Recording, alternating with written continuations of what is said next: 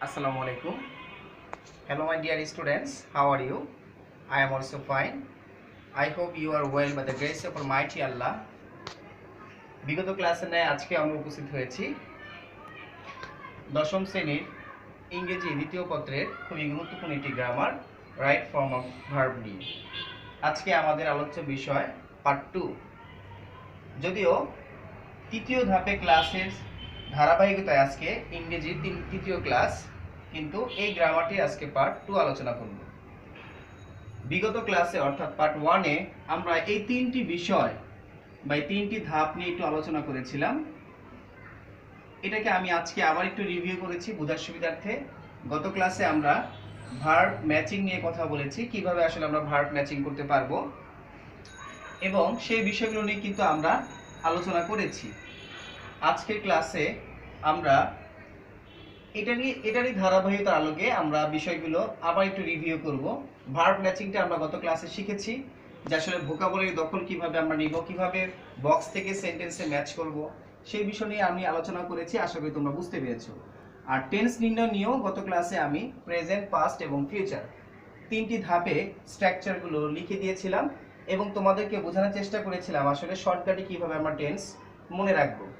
এবং গত ক্লাসের আলোচনার মূল সামারি কিন্তু ইতিমধ্যে বোর্ডে উপস্থাপন করা হয়েছে রিভিউ সুবিধার্থে, অর্থাৎ সংক্ষেপে কিভাবে আমরা টেন্সটাকে মনে রাখবো। এখানে টেন্স লেখা আছে, তো টেন্স লেখার জায়গাটা কিন্তু দেখো indefinite, continuous, perfect, perfect continuous এভাবে দেওয়া আছে।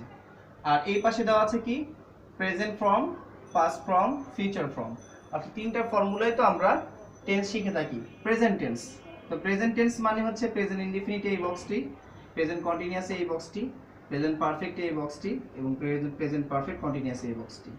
একইভাবে পাস্ট ইনডিফিনিট এটি, পাস্ট কন্টিনিউয়াস এটি, পাস্ট পারফেক্ট এটি, পাস্ট পারফেক্ট কন্টিনিউয়াস এটি। ঠিক একইভাবে এটি future indefinite, future continuous, future perfect, future perfect continuous. এখানে গত ক্লাসে আমরা শিখেছিলাম টোটাল স্ট্রাকচার। আর আজকের ক্লাসে যতটুকু বিষয় তুমি মনে রাখতে পারো, সংক্ষেপে যতটুকু বিষয় মুখস্থ বা মনে রাখতে পারো, ততটুকু বিষয় মনে রাখতে পারলেই সম্পূর্ণভাবে এই 12টি স্ট্রাকচার ভুলে যাওয়ার সম্ভাবনা কম থাকবে। আমরা অনেক স্টুডেন্টই আছি যে আসলে বারবার টেন্স মুখস্থ করি প্রতি ক্লাসে, আবার বারবার কি ভুলে যাই। আর রাইট ফর্ম ভার্বের ক্ষেত্রে যেহেতু টেন্সটা মনে রাখা খুবই জরুরি, সেক্ষেত্রে আমি আমার এই ভিউতে সংক্ষেপে তোমাদের জন্য নিয়ে এসেছি যে আসলে কিভাবে আমরা সংক্ষেপে মূল মূল শব্দগুলোকে মনে রেখে সম্পূর্ণ 12 প্রকার স্ট্রাকচারটি আমি মুখস্থ করতে পারবো বা মনে রাখতে পারবো। তো এই বিষয়ের ক্ষেত্রে আমরা একটু প্র্যাকটিসটা এভাবে করি। প্রেজেন্ট ইনডিফিনিট ভার্বের মূল রূপ, অর্থাৎ এর আগে কিন্তু সাবজেক্ট থাকে এবং শেষে কি থাকে অবজেক্ট বা এক্সটেনশন থাকে, সেটা সব ক্ষেত্রেই কিন্তু সেম থাকে, যেটা আমি গত ক্লাসে বারবার আলোচনা করেছি। সুতরাং সেই বিষয়টা কিন্তু তোমাদের আলাদাভাবে মনে রাখার প্রয়োজন বা দরকার নেই। তাহলে মূলত প্রয়োজন বা দরকার কোন জায়গাটা, সেটা হচ্ছে যে ইনডিফিনিট ভার্বের মূল রূপ, পাস্টের ক্ষেত্রে ইনডিফিনিট ভার্বের পাস্ট ফর্ম বা পাস্ট রূপ, আর ফিউচারের ক্ষেত্রে শ্যাল বা উইল প্লাস ভার্বের মূল রূপ। অর্থাৎ মুখস্থ করার জায়গা বা মনে রাখার জায়গা কিন্তু এই তিনটা জায়গা। আবার কন্টিনিউয়াসের ক্ষেত্রে প্রেজেন্টের ক্ষেত্রে আমরা মনে রাখবো কি কি am is are প্লাস ভার্বের আইএনজি ফর্ম, পাস্টের ক্ষেত্রে ওয়াজ বা ওয়ার প্লাস ভার্বের আইএনজি ফর্ম, ফিউচারের ক্ষেত্রে শ্যাল বি বা উইল বি প্লাস ভার্বের সাথে আইএনজি ফর্ম। তো এই যে বিষয়গুলো আছে এইভাবে কন্টিনিউয়াস কিন্তু আমরা মনে রাখতে পারি তিনটারই। আবার তিনটা ক্ষেত্রে অর্থাৎ প্রেজেন্ট, পাস্ট, ফিউচারের ক্ষেত্রে আমরা পারফেক্ট কিভাবে মনে রাখবো, হ্যাভ বা হ্যাজ প্লাস ভার্বের পাস্ট পার্টিসিপল ফর্ম। এখানে আমি প্রথমটির পাস্ট লিখেছি এবং দ্বিতীয়টি কি পি লিখেছি, পি দিয়ে ফুল স্টপ দিয়েছি। এক্ষেত্রে বোঝার সুবিধাতে তোমাদেরকে বলতে হচ্ছে হ্যাভ বা হ্যাজ প্লাস ভার্বের পাস্ট পার্টিসিপল ফর্ম বা বাংলা একটা রূপ লেখা হয়েছে। ঠিক একই ক্ষেত্রে পাস্টের ক্ষেত্রে হবে হ্যাড প্লাস ভার্বের পাস্ট পার্টিসিপল ফর্ম বা রূপ। ফিউচারের ক্ষেত্রে হবে পারফেক্টের শ্যাল হ্যাভ বা উইল হ্যাভ প্লাস ভার্বের পাস্ট পার্টিসিপল রূপ। এক্ষেত্রে আমরা আসি পারফেক্ট কন্টিনিউয়াস, যেটা গত ক্লাসে বারবার বোঝার চেষ্টা করেছিলাম। পারফেক্ট কন্টিনিউয়াস মানে হচ্ছে, ভালো করে খেয়াল করে দেখো, এইখানে আছে পারফেক্ট আর এখানে আছে কন্টিনিউয়াস, এই দুটোকে যুগ্ম বা একত্রিত করলে ব্যাপারটা দাঁড়ায় পারফেক্ট কন্টিনিউয়াস। চাইতো সেটা প্রেজেন্ট হোক, চাইতো সেটা পাস্ট হোক এবং চাইতো সেটা ফিউচার হোক, যে কোনো ক্ষেত্রে পারফেক্ট কন্টিনিউয়াসের ক্ষেত্রে আমরা শর্টকাটে যেভাবে মনে রাখতে পারি, যদি আমার পারফেক্ট পর্যন্ত মুখস্থ হয়ে যায় তাহলে পারফেক্ট থেকে নিব আমি সাহায্যকারী ভার্ব, যেমনটা উপরেও ছিল, ভালো করে খেয়াল করে দেখো। এবং কন্টিনিউয়াস থেকে নিব আমি ভার্বের সাথে আইএনজি, যেমনটা কন্টিনিউয়াসে ছিল তেমনটা এই পারফেক্ট কন্টিনিউয়াসে চলে আসছে। তার মানে এই দুইটি আন্ডারলাইন কিন্তু ভালো করে খেয়াল করে দেখো, এটা উপরে উপরে পাওয়া যাচ্ছে পারফেক্টে, আর এটা কন্টিনিউয়াসে পাওয়া যাচ্ছে। এটাই সমন্বয় ঘটে পারফেক্ট কন্টিনিউয়াস। তাহলে শুধু মুখস্থ করা জায়গা থাকে আমার বিন, যেটা গত ক্লাসে আমি বারবার বোঝানোর চেষ্টা করেছি। ঠিক একইভাবে পাস্ট পারফেক্ট কন্টিনিউয়াসের ক্ষেত্রে এই পারফেক্ট থেকে আমি আনবো হ্যাড, যেমনটা পারফেক্ট কন্টিনিউয়াসে হ্যাড চলে আসছে। ঠিক তেমনি ভাবে আবারও পাস্ট কন্টিনিউয়াস থেকে ভার্বের সাথে আইএনজি, এটাও আমার পাস্ট পারফেক্ট কন্টিনিউয়াসে ভার্বের সাথে আইএনজি আছে। তাহলে শুধুমাত্র এখানেও কিন্তু মনে রাখার বিষয়টা হচ্ছে বিন। একই ক্ষেত্রে কিন্তু শ্যাল হ্যাভ বা উইল হ্যাভ, আমরা জানি ফিউচার পারফেক্টে থাকে শ্যাল হ্যাভ বা উইল হ্যাভ অক্সিলারি ভার্ব, যেমনটা এখানে দেওয়া আছে। ঠিক তেমনি আবার পাশাপাশি আমাদের ফিউচার কন্টিনিউয়াস আমরা পাই ভার্বের সাথে আইএনজি ফর্ম, যেমনটা এখানে কিন্তু দেওয়া আছে। তার মানে এই ক্ষেত্রেও কিন্তু আমার মুখস্থ করা বা মনে রাখার জায়গাটা হচ্ছে শুধুমাত্র কি বিন। এই বিষয়টিও আমি গত ক্লাসে বারবার রিভিউ করার চেষ্টা করেছি এবং তোমাদেরকে বোঝানোর চেষ্টা করেছি। আমরা যদি সংক্ষেপে মুখস্থ বা মনে রাখার জায়গাটা যদি এই শর্টকাট মেথডে এই শব্দগুলোকে মনে রাখার চেষ্টা করি, টেকনিক্যালি ভাবে একই সাথে তিনটা টেন্স কিন্তু আমাদের মনে রাখা সম্ভব।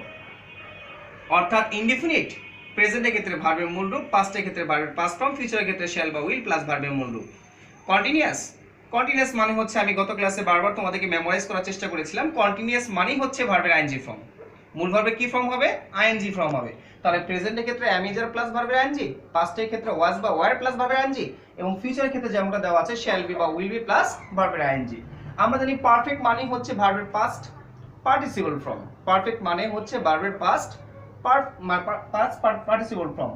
তো অলওয়েজ ক্ষেত্রে পারফেক্টের ক্ষেত্রে আমাদের মাথায় রাখতে হবে হ্যাভ বা হ্যাজ যদি প্রেজেন্ট হয় তাহলে হ্যাভ বা হ্যাজ প্লাস ভার্বের পাস্ট পার্টিসিপল ফর্ম, আবার পাস্টের ক্ষেত্রে যদি হয় তাহলে হ্যাড প্লাস ভার্বের পাস্ট পার্টিসিপল ফর্ম, এবং যদি ফিউচারের ক্ষেত্রে হয় তাহলে শ্যাল হ্যাভ বা উইল হ্যাভ প্লাস ভার্বের পাস্ট পার্টিসিপল ফর্ম। অর্থাৎ এই পাস্ট পার্টিসিপল ফর্মটা কিন্তু অলওয়েজ পারফেক্টে বিলংস করবে, সেটা চাইতো প্রেজেন্ট টেন্স হোক, চাইতো পাস্ট টেন্স হোক, চাইতো ফিউচার টেন্স হোক। এবার আসি পারফেক্ট কন্টিনিউয়াস টেন্স।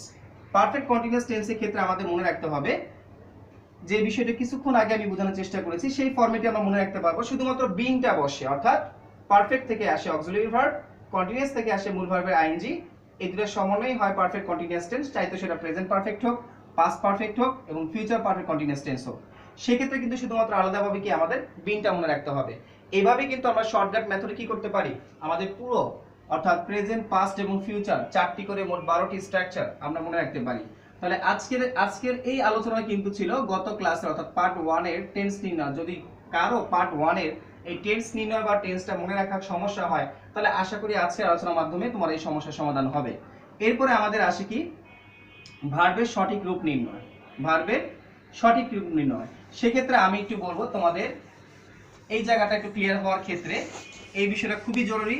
ভার্বের আসলে সঠিক রূপ নির্ণয়টা আমরা কিভাবে করতে পারি।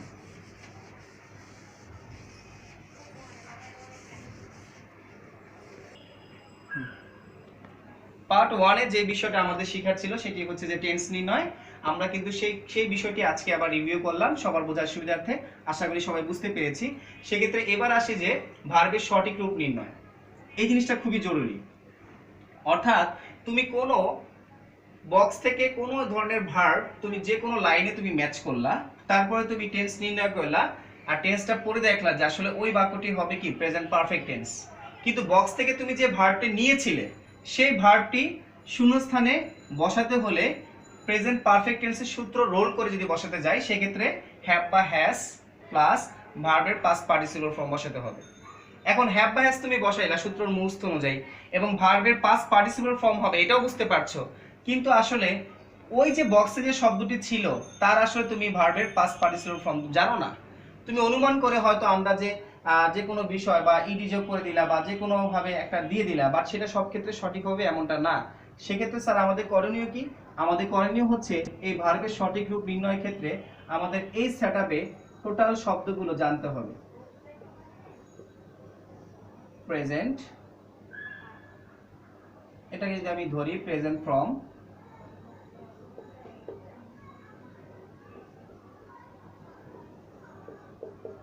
ing from,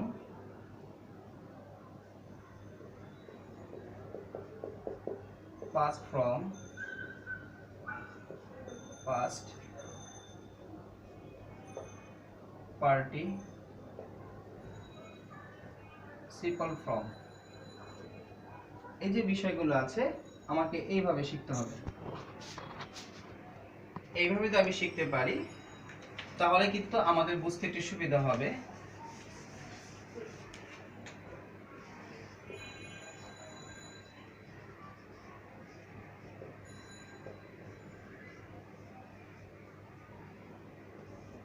past participle form, তাহলে আমরা কিভাবে চিন্তা করতে পারবো, যেমন ধরো আমরা একটি শব্দ লিখলাম গো, এটার আইএনজি ফর্ম কি আমরা সবাই জানি, গো এর সাথে আইএনজি হলে কি হয়ে যায়, গোয়িং। গো এর পাস্ট ফর্ম কি, ওয়েন্ট। এর পাস্ট পার্টিসিপল ফর্ম কি, গন। অর্থাৎ এইভাবে কিন্তু আমাদের শিখতে হবে। এইভাবে কিন্তু তোমাদের তোমাদের ভার্ব কম্পারিশন অফ ভার্ব, অথবা দেখা গেছে তোমাদের চৌধুরী হোসেনে যে ক্লাসিফিকেশন যে ভার্ব আছে বা শুধু যে ভার্ব থাকবে রাইট ফর্ম ভার্বে গেলেও তোমরা পাবা, সেই ভার্বের গ্রামারের সূচিপত্রে গেলে তোমরা যে সংশ্লিষ্ট পেজে যাবা তখন দেখবা সিরিয়ালি এইভাবে প্রেজেন্ট বা পাস্ট পার্টিসিপল ফরম্যাটে অনেকগুলো ভার্ব দেওয়া আছে। তবে সেক্ষেত্রে আমার পরামর্শ হচ্ছে স্ট্রং ভার্ব এবং উইক ভার্ব আলাদাভাবে যেগুলো দেওয়া আছে সেগুলোতে তোমার প্রায়োরিটি দিবা, কারণ এখানে মোস্ট ইম্পর্টেন্ট ভার্বগুলি দেওয়া আছে যেগুলো আমাদের রাইট ফর্ম ভার্বে ইউজেস হবে। তো এই বিষয়গুলো তোমাদের মাথায় রাখতে হবে এবং এইভাবে কিন্তু আমাদের কার্যক্রম এগিয়ে নিতে হবে। না হলে কিন্তু আমাদের রুলস পড়লাম, মুখস্থ করলাম, কিন্তু আমি প্র্যাকটিক্যালি ভার্বগুলোকে সঠিক ফরম্যাটে সেন্টেন্সে উপস্থাপন করতে পারলাম না, সেক্ষেত্রে কিন্তু আমাদের টোটাল শ্রমটাই বা পরিশ্রমটাই কিন্তু বৃথা হয়ে যাবে। ঠিক একইভাবে কিন্তু যেমন আমি গো দিয়ে বুঝাইলাম, সেক্ষেত্রে কিন্তু আমাদের যেমন ডো একটি ভার্ব, এখানে যদি আমি আইএনজি করি তাহলে কি হলো, ডুইং। এখানে হলো কি, ডিড। এখানে হলো কি, ডান। এইভাবে A B C D E F G থেকে একেবারে জেড পর্যন্ত অসংখ্য শব্দ দেওয়া আছে যেগুলো ভার্ব হিসেবে আছে, সেগুলো কিছু কিছু আছে স্ট্রং ভার্ব, কিছু কিছু আছে উইক ভার্ব। এভাবে প্রত্যেকটি ভার্ব আমাদের কি করতে হবে, শিখতে হবে। আর যদি আমরা শিখি তাহলে কিন্তু দেখা গেছে কি আমাদের এই জায়গাটা স্ট্রং হবে, অর্থাৎ ভার্বের সঠিক রূপটা কি করতে পারবো, আমরা নির্ণয় করতে পারবো। এই তিনটি ফরম্যাট হচ্ছে বেসিক। রাইট ফর্ম ভার্বের জন্য এই তিনটি ফরম্যাট আয়ত্ত করা হচ্ছে বেসিক বিষয়। এর বাইরে যে বিষয়গুলো থাকে সেগুলো হচ্ছে নির্দিষ্ট কিছু রুলস বা কিছু নিয়ম। তো সেগুলো নিয়ে আমরা অবশ্যই আলোচনা করব। তবে আজকে যে বিশেষ করে কাজটা, যে এই জিনিসটা এই জায়গাটা কিন্তু স্ট্রং করতে হবে। আবার এখানে একটা তোমাদের ক্ষেত্রে একটা বোঝার বিষয় আছে, সংক্ষেপে স্যার বলে তো স্যার অনেকগুলো ভার্ব, আমরা একসাথে এতগুলো ভার্ব কিভাবে মনে রাখবো। সেক্ষেত্রে তোমাদের একটা বিষয় আমি বলতে চাচ্ছি, যে সেগুলো হচ্ছে যে তোমরা ওই সকল ভার্বগুলোকে আগে প্রায়োরিটি দাও যেগুলোর পাস্ট ফর্মটাও ভিন্ন, পাস্ট পার্টিসিপল ফর্মটাও ভিন্ন। আমি কিন্তু এমন দুটি ভার্বই লিখেছি, ভালো করে খেয়াল করে দেখো। এখানে ছিল গো, এখানে কি পাস্ট ফর্মটা কি, ওয়েন্ট। আইএনজি ফর্মটাতে সবার একই রকম হবে, মূল ভার্বের সাথে আইএনজি যোগ করলে যা হবে তাই হবে। কিন্তু দেখো জি ও গো, এখানে ডাব্লিউ এনটি ওয়েন্ট, তার মানে কি এটা কিন্তু হুবহু এক নেই। আবার গন, আবার এখানে কিন্তু আছে ডিড, এখানে কি ডান, তার মানে কিন্তু একই রকম বানান না বা একই রকম দেখতে না। এইভাবে যে এই ধরনের যে ভার্বগুলো আছে, অর্থাৎ পাস্ট স্টেটটাও ভিন্ন, পাস্ট পার্টিসিপল ফর্মটাও ভিন্ন, এগুলোকে তোমরা আলাদাভাবে শিখো।